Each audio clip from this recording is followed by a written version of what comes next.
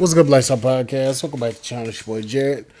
Y'all, a lot of women nowadays are starting to ask the question of where all the good men are, and they refuse to actually understand where these men are gone. And the bad part and the funny part is, they are starting to ask the questions on TikTok. Now, today we're gonna be taking a look at the Philip Scott show. Let's get it. So yeah, one of the sisters want to know, where is all the good black men? She has a certain criteria of men that she don't want to see at all. But let's go ahead and roll it.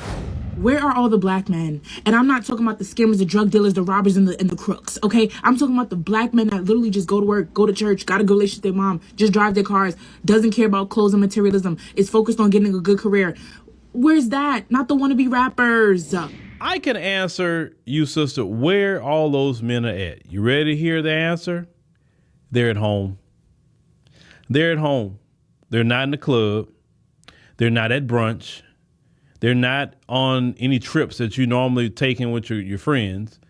They're at home because those men that have careers, they work a lot, and they just want to chill at the crib.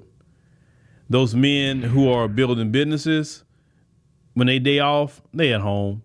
If they do choose to travel, because, you know, those men go on vacation too. Okay, they travel, they do their thing, but then they go ahead on and come back. They're mostly at home. And it's hard for those kind of men to even be moving around and outside, just to be honest with you.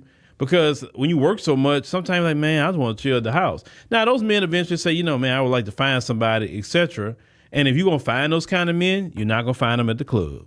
And you're definitely not going to find them at your local brunch spot that you ladies like going to.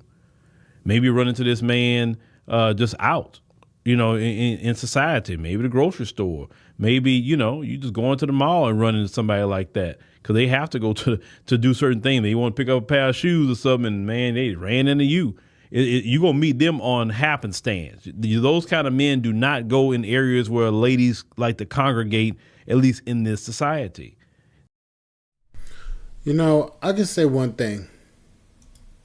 Because I'm one of these guys, these working class guys. I can tell you exactly where we at. Like Phil said, we're at home, chilling. A lot of us work a lot. We work to the point where we burn ourselves out. And for me in particular, taking a vacation is very hard. I can't sit still. I know, and that's a bad habit I have. I can't sit still. If I'm at home just chilling, I have to do something. I gotta post some videos. I gotta go out and DoorDash, make some extra cash. I gotta work on a website or something. I have to do something. I can't just stay still in one place because that shit will drive me up a fucking wall. Let me tell you. So I already know. It's hard for me to stay still. And the problem is, a lot of these ladies see these men as squares. A lot of these ladies see these men as weirdos. A lot of these ladies see these men, when they stay at home and play video games just to relax, they say these guys are weird. We're weird to these women. And the problem is, a lot of these women are expecting to find a man in the club that's a good man. They're expecting to find a man that's working and building himself up in life. Excuse me. A lot of these ladies are trying to find a man that's, in reality, a man that's in the club partying and throwing shit up. She mentioned something that's very particular. She doesn't want to. She's looking for a man that doesn't care about materialistic things like shoes, clothes, and stuff like that. Now, we obviously know who she's talking about. She's talking about the street Negroes that love Jordans, Yeezys, and Versace and Gucci. She's talking about those Negroes. Now, the question is, since she mentioned all of that, what type of guys was she dating before she made that video?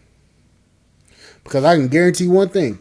She's probably used to dating those type of men. That's why she mentioned those type of men specifically. And you want to know how? She listed them off like it was a list. She named them like they was on the list on the palm of her hand. Specific characteristics, specific likes, specific attitudes. She mentioned them. So the question is, what type of men is she used to dating? Because I can guarantee you this. If you're her first good man or whatever she want to call it, if you're the first guy that she's dated that's like that, that's a kind of like a square, she'll find you unattractive and she'll be right back dating that street Negro. We're gonna be honest about it. There's no hiding it. For a woman to name that shit off just like that, we already know what it is. We already know she getting her back cracked in by Pookie. We already know that. There's no hiding it. How can you name that off just like that and then expect somebody to not be like, oh, she's used to dating those type of men? But anyways, that's going to be it. I know I was kind of going off a little bit. But anyways, that's going to be it for this video.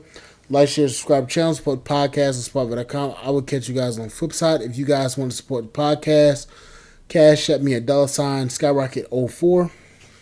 Or you can support me on Spotify. I know I need to post on Spotify, but, you know, your boy's been busy with YouTube. Anyways, I'll catch you guys on the flip side. Thank you guys for listening. Bye, guys.